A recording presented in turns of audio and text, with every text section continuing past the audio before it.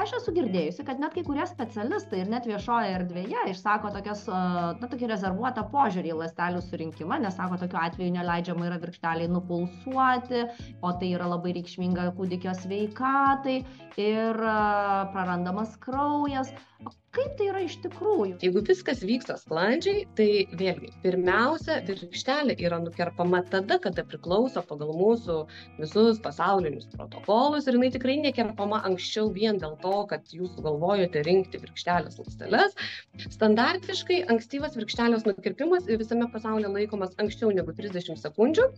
Vėlyvas daugiau negu 30 sekundžių, kai kuriuose šalyse daugiau negu 60 sekundžių. Lietuvoje mes irgi laikomės lygiai to paties principo, žodžiu, anksčiau negu 30 sekundžių jokių būdų virkštelė nėra kerpama.